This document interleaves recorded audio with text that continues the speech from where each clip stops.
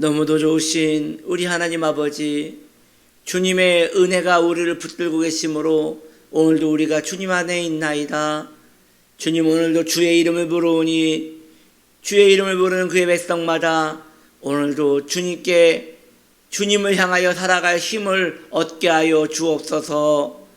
예수님의 이름으로 기도드립니다. 아멘. 출애굽기 20장 6절, 나를 사랑하고 내 계명을 지키는 자에게는 전대까지 은혜를 베푸느니라. 오늘 말씀의 제목은 십계명을 지켜야 하는 이유 여섯 번째, 신약 성경이 십계명을 지지하고 있기 때문입니다. 라는 제목으로 함께 또 은혜 나누기 원합니다. 구약의 성서가 십계명을 지지한다는 것은 우리가 다 알고 있는 이야기지요. 왜냐하면 십계명이 구약 성서에 위치해 있지 않습니까? 그래서 우리는 구약 성경이 십계명을 지지한다는 것, 유대인들이 십계명을 지지한다는 것, 율법이 구약에서 굉장히 많은 부분을 차지하고 있다는 것은 우리가 아는 바입니다. 그러나 여러분, 신약 성경도 우리가 가장 가까이 할 수 있는 이 신약 성경도 구약 성경만큼 십계명을 지지하고 있는 것입니다. 그 결과 십계명은 신약과 구약의 모든 성도가 따라야 할 규범이 되는 것이지요. 심지어 신구약 모든 사람들도 이 십계명을 지지하고 있다고 보아도 맞을 것입니다. 예를 하나 들어보겠습니다. 로마서 3장은 말하기를, 이 신약에 있는 이 로마서 3장은 말하기를, 그런즉 우리가 믿음으로 말미암아 율법을 파기할 수 있느냐? 그럴 수 없느니라. 도리어 율법을 굳게 세우느니라. 우리 바울 선생님이 이런 얘기를 한단 말이죠. 자, 바울은요, 믿음을 강조하는 하나님의 사도로 유명한 사람입니다. 바울은요, 그가 원래 그 바리새인의 후예였단 말이죠. 율법을 그렇게 강조했던 바리새인의 후예였기 때문에 그 반작용으로 율법을 강조하는 유대인과 대치하기 위하여 은혜를 엄청 강조한 사람입니다. 그런데 그런 바울마저도 뭐라고 말합니까? 그러면 은혜가 임했으니 믿음으로 구원을 받았으니 율법은 파기해도 되겠느냐? 하면서 갑자기 목소리를 낮추며 아니다. 그래도 율법은 지켜야 한다. 그래도 율법을 파기할 수 없다. 오히려 은혜와 믿음이 우리의 연약한 부분적인 율법을 완전하게 하며 그 율법을 굳건하게 세우는 것이다 라고 이야기하고 있는 것입니다. 그러면 이미 이야기가 다 끝난 것이에요. 여러분, 그렇게 평생을 율법자들과 대치했던 바울이 이 율법을 이렇게 찬양했으면요, 성경이 말하는 율법, 다시요, 이런 거죠. 우리가 생각하는 그 부정적인 율법에 대한 개념은 성경이 말하는 그 율법의 개념과 다르다는 것이에요. 여러분, 저와 여러분이 알고 있는 이 부정적인 율법에 대한 구약적 개념은 구약의 개념이 아니라 바리새인들, 이 율법을 행위로 만들어서 그 행위로 말미암아 지키면 구원을 받고 지키지 않으면 구원을 못 받는 이러한 것들에 대하여 거부감을 가지는 것입니다.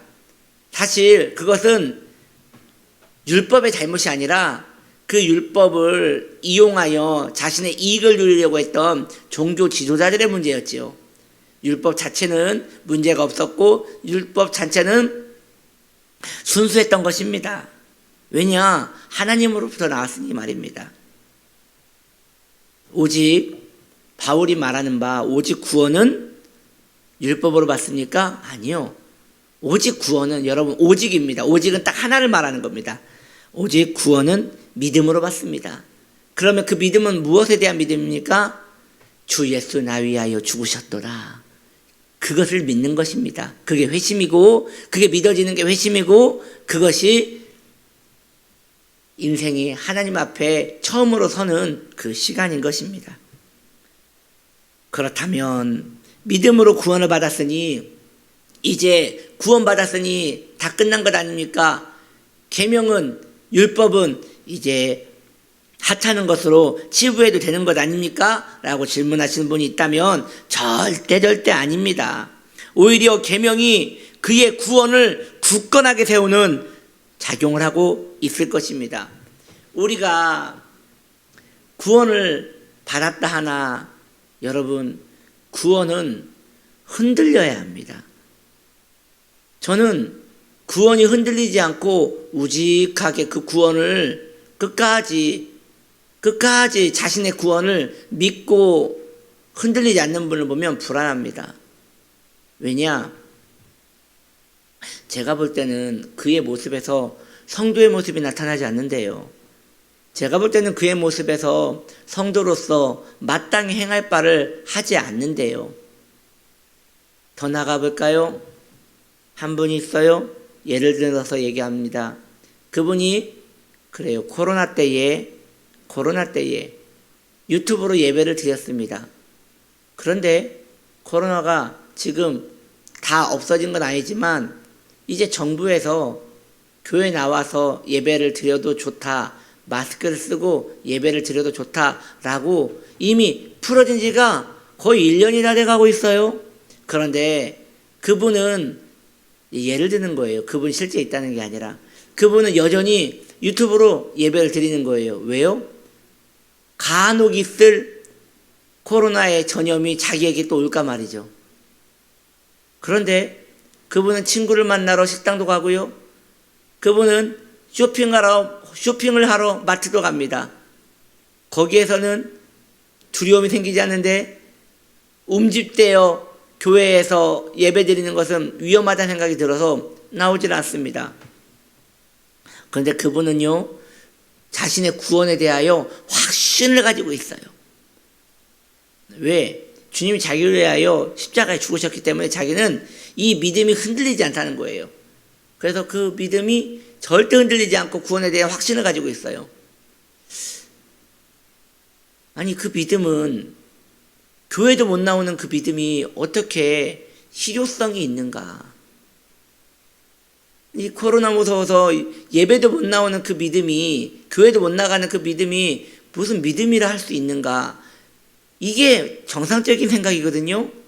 그런데 그분은 그것을 믿음이라고 인정하고 자신을 구원에 반열해서 절대 의심하지 않습니다. 불안한 것입니다. 그의 구원은 불안한 것이에요. 오히려 그렇게 확고하게 자신의 구원을 꼭 붙들고 있는 사람은 오히려 구원에 문제가 생긴 것입니다. 그분은 원래 구원을 못 받은 걸 수도 있어요. 좀 제가 위험한 발언이지만 그게 사실이에요. 실제로 구원받은 사람은 율법으로 자신을 늘 잽니다. 내가 진정 구원을 받았을 것인가? 하나님의 말씀대로 내가 정말 살아내지도 못하면서 구원을 받을 것인가? 그래서 구원이 우리를 늘 침노하고, 율법이 우리를 늘 침노하고요. 그 침노 가운데 자신의 구원에 대하여 늘 흔들림을 받는 거예요.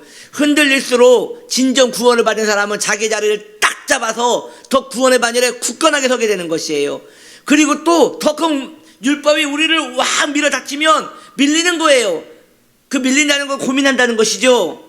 그 밀린다는 것은 구원에 대하여 의심해 보는 것이죠.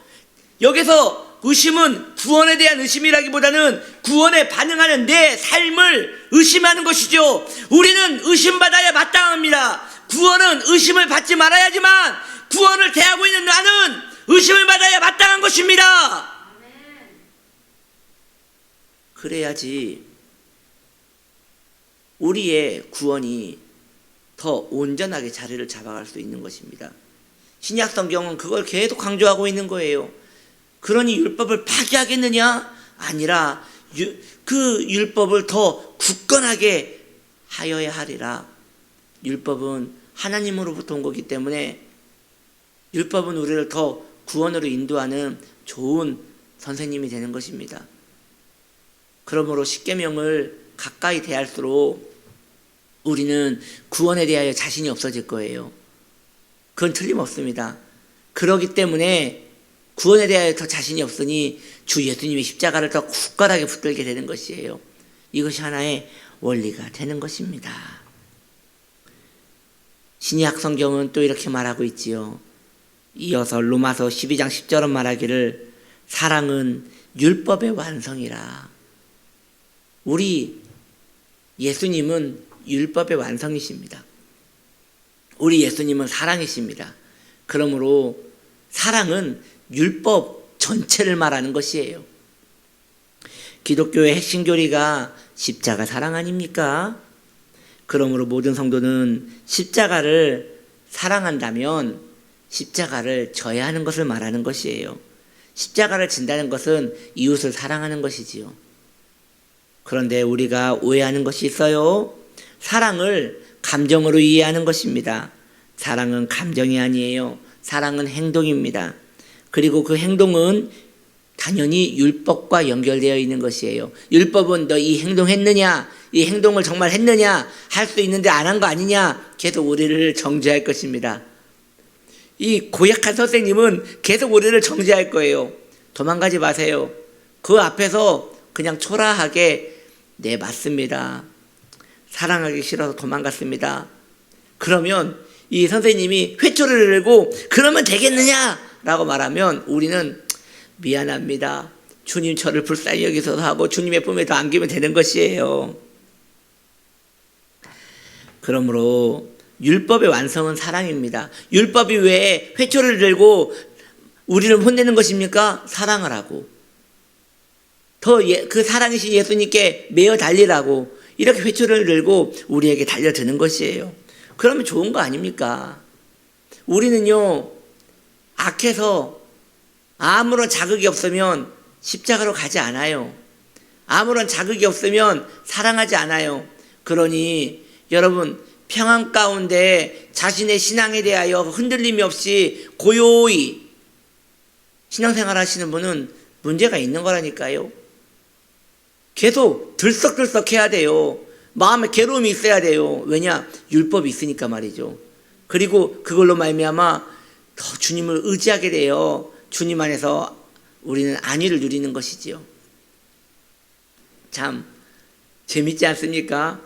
그래서 신앙생활은 늘 생동감이 있는 것입니다. 그런 신앙의 세계에 머물고 있는 저와 여러분을 축복하는 바입니다. 반대로 율법을 행하지 않는다는 것은 그저 감정적 사랑에 불과한 것이에요. 그것은 사랑으로 보기 어려워요. 그저 지나가는 물거품에 불과한 것입니다. 이처럼 신약 성경이 십계명을 지지하고 있습니다. 그러므로 현대를 살고 있는 믿음의 성도들은 십계명을 함께 지지할 수 있어야 할 것입니다. 이 십계명을 통하여 하나님의 사랑이 드러나기를 사모해야 할 것입니다. 그런 저와 여러분 되시기를 예수님의 이름으로 축복합니다. 기도합니다. 참 좋으신 하나님, 우리가 십계명 앞에 섭니다. 두렵고 떨리지만 이 두렵고 떨림은 우리를 예수님께로 더 인도할 것이기에 도움이 됩니다. 피하지 않겠습니다. 받아들이고 나를 의심하고 내 자체를 더욱더 견고하게 하여 구원에 세울 수 있는 우리가 되게 하여 주옵소서. 예수님의 이름으로 기도드립니다. 아멘.